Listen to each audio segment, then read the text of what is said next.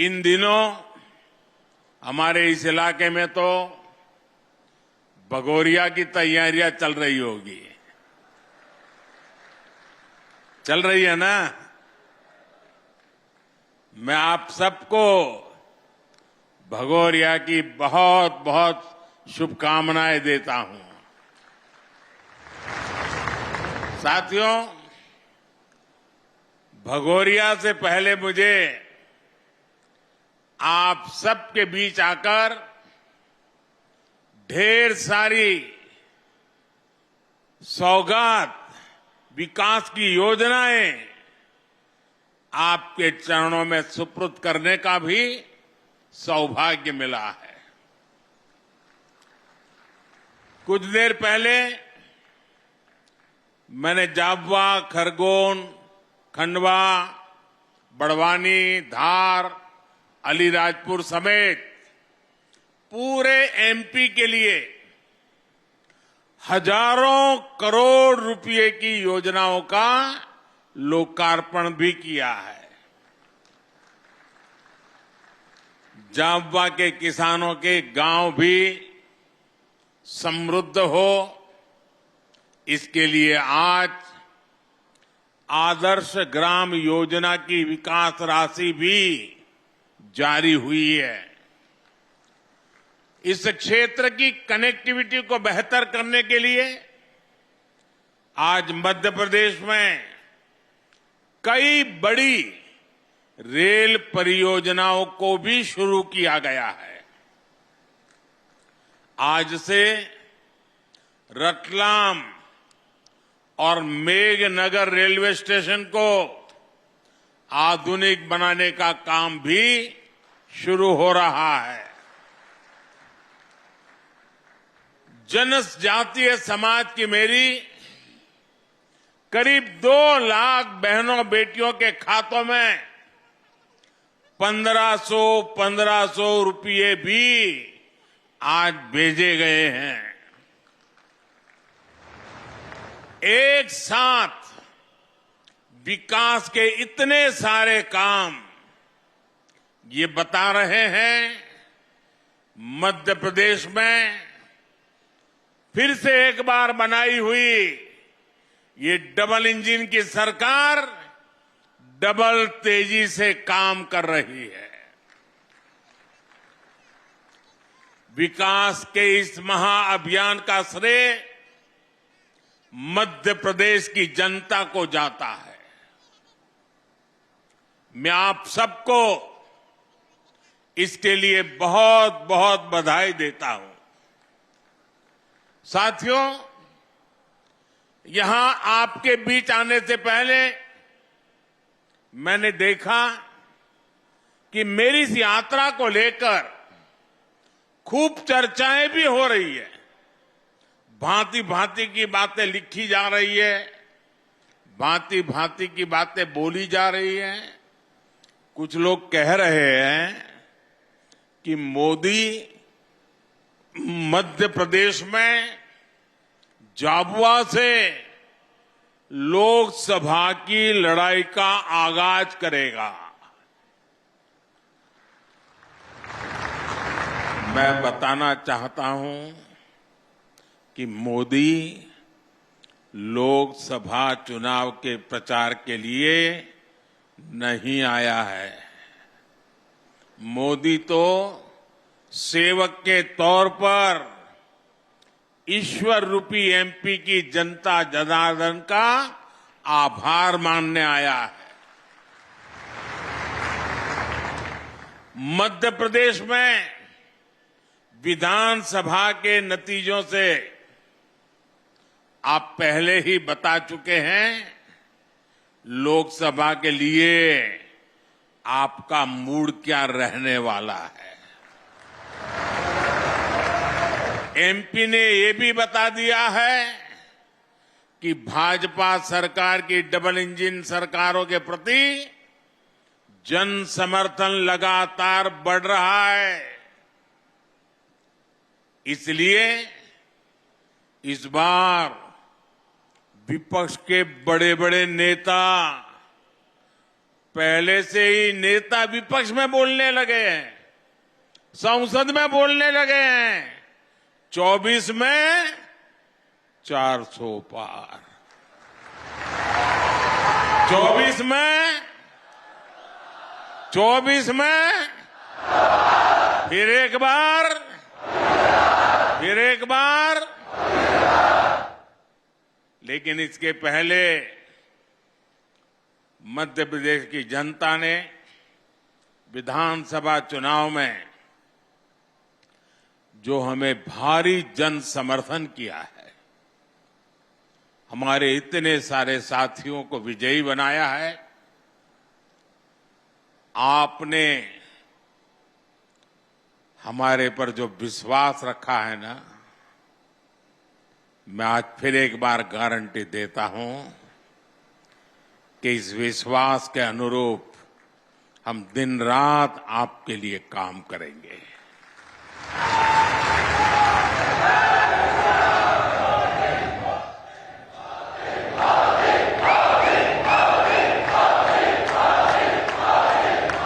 साथियों, कुछ दिन पहले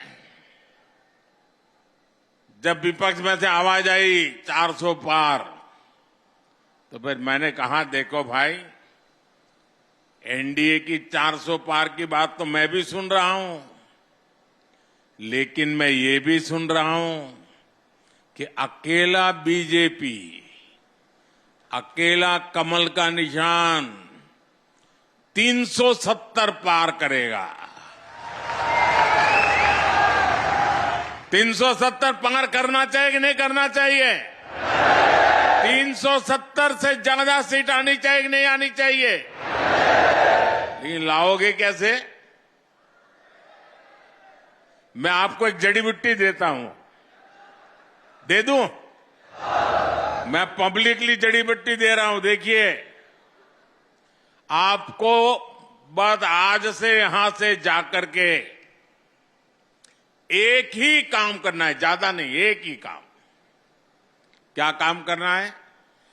पिछले 3 चुनाव में आपके यहां पोलिंग बूथ में क्या रिजल्ट आया था, वो निकालो। पोलिंग बूथ में कमल पर कितने वोट पड़े थे, उसका हिसाब निकालो। निकालोगे? 3 चुनाव का निकालोगे? फिर उसमें जिस समय सबसे ज्यादा वोट मिले हैं, उसको जरा लिख लो कि इस पोलिंग बूथ में पिछले चुनाव में 3 में ये सबसे ज्यादा वोट मिले थे। लिख लोगे? जरा जवाब दीजिए, लिख लोगे? फिर आप तय करना कि अब जो ज्यादा से ज्यादा वोट बूथ में मिले थे, उसमें इस बार 370 नए वोट जुड़ने चाहिए। करेंगे? यानी आपके पोलिंग बूथ में जितने वोट ज्यादा पहले मिले थे, उसमें इस बार मेहनत करके 370 वोट ज्यादा लाना है। लाएंगे? हिसाब किताब करेंगे? एक एक मतदाता की सूची बनाएंगे? सरकार के काम उसको बताएंगे? उसने कौन कौन सी योजना का लाभ उसके घर तक पहुंचा है, ये बताएंगे उसको। और जिसको अभी पहुंचा नहीं है, उसको विश्वास देंगे कि मोदी जी फिर से आकर के काम पूरा करेंगे। बताओगे? अब एक पोलिंग बूथ में अगर आप नए 370 वोट 370 वोट, આપણે ગુજરાતીમાં 370 કહીએ ને, હા, 370 वोट अतिरिक्त होने चाहिए। अगर ये मेरे हर बूथ में हो गया तो 370 पार पक्का करेंगे। साथियों, विपक्ष के लोगों को जमीनी हकीकत का ये आईना मध्य प्रदेश ने पिछले चुनाव में जनता का मिजाज क्या है वो दिखा दिया है। मध्य प्रदेश को मौका मिला इसलिए दिखा दिया, लेकिन ऐसा ही मिजाज हिंदुस्तान के कोने कोने में है। मैं अभी दक्षिण में गया था, राम मंदिर को लेकर के मेरा एक अनुष्ठान चलता था और मैंने वहां जो भाव देखा, माताएं, बहनें, बुजुर्ग, बच्चे, नौजवान। मेरा कार्यक्रम नहीं था पब्लिक का, मैं तो अपना पूजा पाठ के लिए गया था, लेकिन हजारों हजारों की तादाद में मुझे आशीर्वाद देने के लिए आ रहे थे। मैंने देश की ताकत को, देश के आशीर्वाद की ताकत को, माताओं बहनों के आशीर्वाद की ताकत को अनुभव किया है। मैं कल्पना नहीं कर सकता हूं कि आपके इस सेवक को आप इतना प्यार करते हैं, इतना आशीर्वाद देते हैं। शायद कितने जन्मों का पुण्य होगा, तब जाकर के मुझे आपके आशीर्वाद प्राप्त करने का अवसर आता है। मेरे प्यारे जनजातीय समाज के भाइयों बहनों, 23 में कांग्रेस की छुट्टी हुई थी विधानसभा चुनाव में, 24 में पूरा सफाया होना तय है। साथियों, डबल इंजन की सरकार कैसे काम करती है, मध्य प्रदेश एक उत्तम उदाहरण आज पूरे देश के सामने है। बीते वर्षों में मध्य प्रदेश ने 2 अलग अलग दौर देखे हैं। एक डबल इंजन सरकार का ये दौर और दूसरा कांग्रेस के जमाने का काला काल। कम उम्र के युवाओं को शायद याद भी नहीं होगा कि आज विकास के रास्ते पर तेजी से दौड़ रहा मध्य प्रदेश भाजपा सरकार आने से पहले देश के सबसे बीमारू राज्यों में गिना जाता था। मध्य प्रदेश को बीमारू बनाने के पीछे सबसे बड़ी वजह थी गांव, गरीब और आदिवासी इलाकों को लेकर कांग्रेस का नफरत भरा रवैया। नफरत, नफरत, नफरत। इन लोगों ने न कभी आदिवासी समाज के विकास की चिंता की, न उसके सम्मान के बारे में सोचा। इनके लिए तो जनजातीय लोगों का मतलब केवल कुछ वोट होता था, सिर्फ वोट होता था। इन्हें गांव, गरीब, पिछड़ा की याद तब आती थी जब चुनाव की घोषणा होती थी। साथियों, ये अटल बिहारी वाजपेयी की बीजेपी सरकार थी जिसने पहली बार आदिवासी हितों के लिए नया मंत्रालय बनाया, अलग मंत्रालय बनाया, अलग बजट निकाला और आदिवासी इलाकों का विकास, आदिवासी लोगों का विकास, आदिवासी बेटे बेटियों के भविष्य के लिए पूरी व्यवस्था।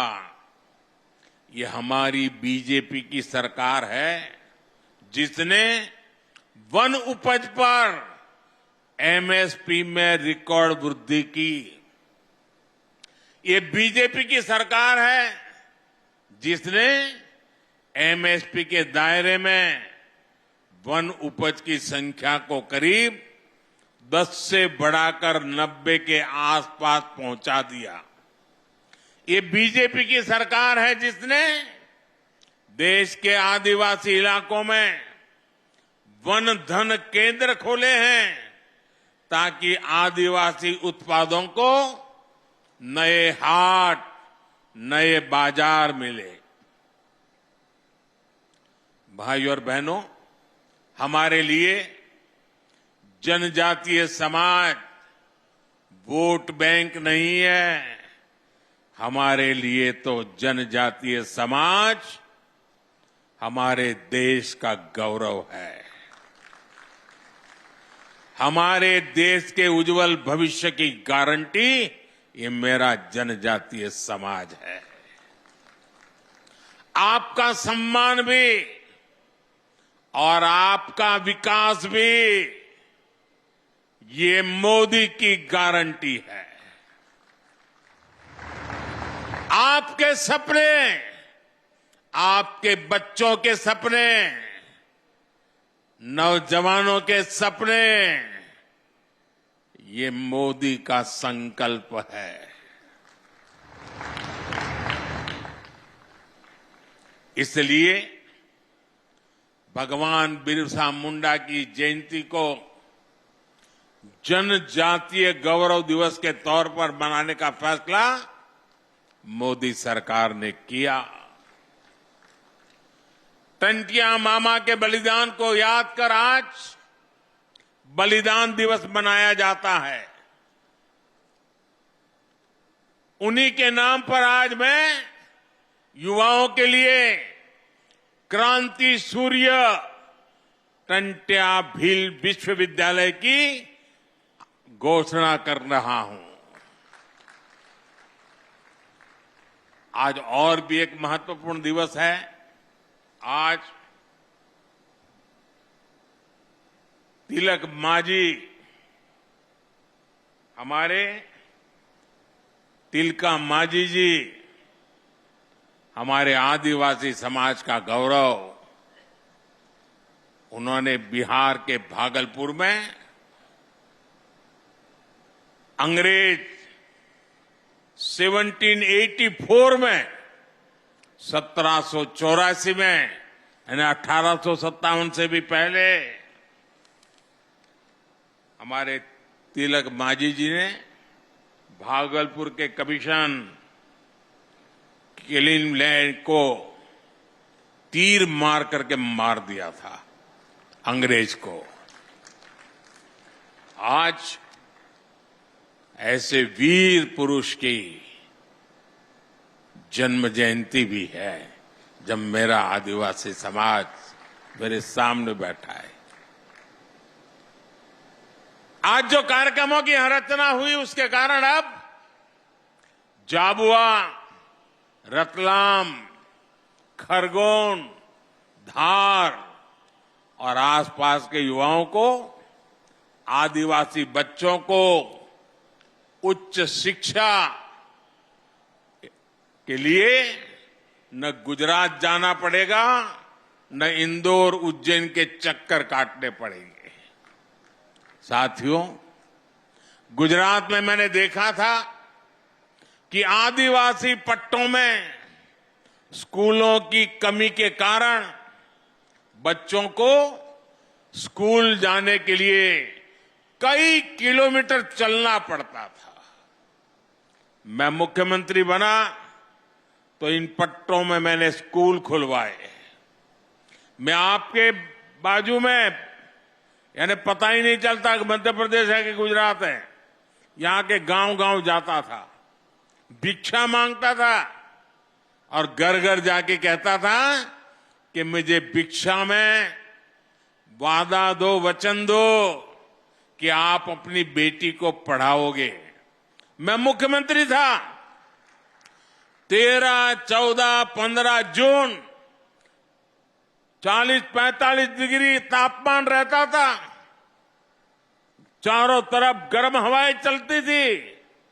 तब मैं झाबुआ के बगल में दाहोद के जंगलों में छोटे छोटे गांवों में जाकर के बेटियों को उंगली पकड़ करके स्कूल ले जाने का काम करता था। अब आदिवासी बच्चों के लिए मैं देश भर में एकलव्य आवासीय स्कूल खुलवा रहा हूं, रेसिडेंशियल स्कूल। कांग्रेस ने इतने वर्षों में, इतने साल उनको काम करने का अवसर मिला था, सिर्फ 100 एकलव्य स्कूल खोले थे, वो भी वहां जहां उनके बड़े बड़े बाबू बैठे थे। जबकि भाजपा की सरकार ने अपने 10 साल में ही इससे 4 गुना ज्यादा एकलव्य स्कूल खोल दिए हैं। एक भी आदिवासी बच्चा शिक्षा के अभाव में पीछे रह जाए, ये मोदी को मंजूर नहीं है। साथियों, हमारा आदिवासी समाज हजारों वर्षों से वन संपदा से अपनी रोजी रोटी चलाता है। कांग्रेस के समय आदिवासियों के उस अधिकार पर कानूनी पहरे लगा दिए गए थे। वन संपदा कानून में बदलाव करके हमारी सरकार द्वारा आदिवासी समाज को वन भूमि से जुड़े अधिकार लौटाए गए हैं। इतने वर्षों से आदिवासी परिवारों में सिकल सेल एनीमिया हर वर्ष सैकड़ों लोगों की जान ले रही थी। केंद्र और राज्यों में दोनों जगह कांग्रेस ने इतने वर्ष सरकार चलाई, लेकिन उन्होंने असमय मृत्यु को प्राप्त होते जनजातीय युवाओं की, बच्चों की चिंता नहीं की। उन्हें पता था कि भोले भाले आदिवासी लोग बीमारी के लिए उनकी सरकार को जिम्मेदार नहीं मानेंगे। ये चुनाव का मुद्दा नहीं होता था, लेकिन साथियों, हमारे लिए वोट नहीं, आपकी जिंदगी मायने रखती है। हमने वोट बैंक के लिए नहीं, आदिवासी समाज के स्वास्थ्य के लिए सिकल सेल एनीमिया के खिलाफ अभियान शुरू किया है। ये कांग्रेस और हमारी नीयत में फर्क बताता है। ये नीयत का फर्क ही है कि आज हमारा आदिवासी समाज सम्मान के साथ विकास की दौड़ में आगे बढ़ रहा है। ये नीयत का ही फर्क है कि हमने मध्य प्रदेश को बीमारू राज्य से विकासशील राज्य बना दिया है। साथियों, आज स्वामित्व योजना के माध्यम से लोगों को उनकी जमीन के कागजात दिए जा रहे हैं। कुछ देर पहले यहां भी 1,75,000 लोगों को स्वामित्व अधिकार पत्र दिए गए हैं। ये अधिकार पत्र नहीं, ये आपकी जिंदगी में सुरक्षा पत्र भी है। ये सिक्योरिटी की गारंटी का पर्चा है। वो सुरक्षा पत्र जिनसे हमारे परिवारों को भूमि विवादों से सुरक्षा मिलती है। वो सुरक्षा पत्र जो हमारे परिवारों को सूदखोरों के कर्ज से सुरक्षा देते हैं। आप पहले की उस स्थिति की परिकल्पना करिए जब किसी व्यक्ति को अपनी ही संपत्ति के किसी विवाद के लिए कोर्ट के चक्कर काटने पड़ते थे। 2-2 पीढ़ी कोर्ट के चक्कर काटने में ही पूरी हो जाती थी। जब किसी लोन के लिए सूदखोरों से मिन्नत करनी पड़ती थी, जब पढ़ाई के लिए किसान को जमीन बेचनी पड़ती थी। आज एक स्वामित्व योजना मेरे देश के गांव गरीब को इन सब मुश्किलों से बचाती है। साथियों, आज जो सबसे वंचित है, सबसे पिछड़ा है, हमारी सरकार में वो सबसे पहली प्राथमिकता है। समाज में जो सबसे आखिरी वर्ग होता था, हमने विकास में उसे सबसे पहला दर्जा दिया। बेटा तुम्हारा हाथ दुख जाए, दर्द करेगा, बहुत बहुत तूने किया। मिल गया मुझे बेटा, मिल गया मिल गया मिल गया तेरा प्यार अब तेरा हाथ दर्द करेगा बेटा। अब हाथ नीचे करो, मुझे मिल गया। शाबाश, समझदार हो। जो सबसे गरीब थे, आज सबसे पहले सरकार उनके लिए योजनाएं बनाती है। सबसे आखिरी गांव, सबसे आखिरी वर्ग, ये कौन लोग थे? इनमें से ज्यादातर हमारे दलित, आदिवासी, पिछड़ा, ऐसे वंचित समाज के लोग थे। इसलिए सबसे पिछड़े जनजातीय समूहों के लिए हमने पीएम जन मन योजना शुरू की। जो जनजातीय समाज अब तक विकास की मुख्य धारा से कटा हुआ था, जनमन योजना के तहत उनका तेज विकास शुरू किया गया है। इसका लाभ यहां इस क्षेत्र की बैरा, भाड़िया और सहरिया जैसे जनजातीय समूह को होने वाला है। मध्य प्रदेश के आदिवासी बहुल जिलों में हजारों करोड़ रुपए के कार्य पीएम जन मन योजना के तहत कराए जा रहे हैं। प्रधानमंत्री आदि आदर्श ग्राम योजना के जरिए झाबुआ के भी 550 गांवों में विकास के काम हो रहे हैं। भाइयों और बहनों, हमारी सरकार एमपी में आधुनिक इंफ्रास्ट्रक्चर पर भी उतना ही ध्यान दे रही है।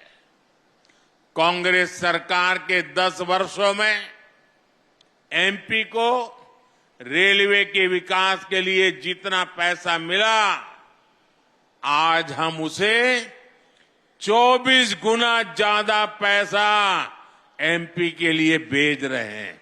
24 गुना ज्यादा। आज भी मैंने करीब 3,500 करोड़ रुपए की रेल परियोजनाओं का लोकार्पण किया है। 3,500 करोड़ रुपए की लागत के नेशनल हाईवेज का भी आज लोकार्पण हुआ है। आप सोचिए, आज एक एक सेक्टर में एमपी के विकास के लिए हम इतना ज्यादा पैसा भेज रहे हैं।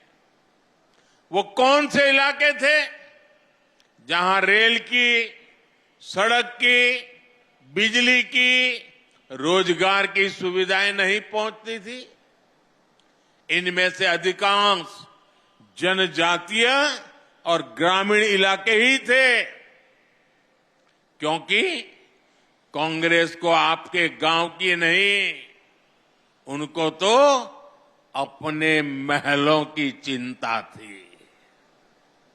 कांग्रेस ने इन इलाकों की जो उपेक्षा की, उनके बनाए गड्ढे भरने के लिए आज हम पूरी मेहनत से काम कर रहे हैं। For more such videos, subscribe to the NewsX YouTube channel, hit the bell icon.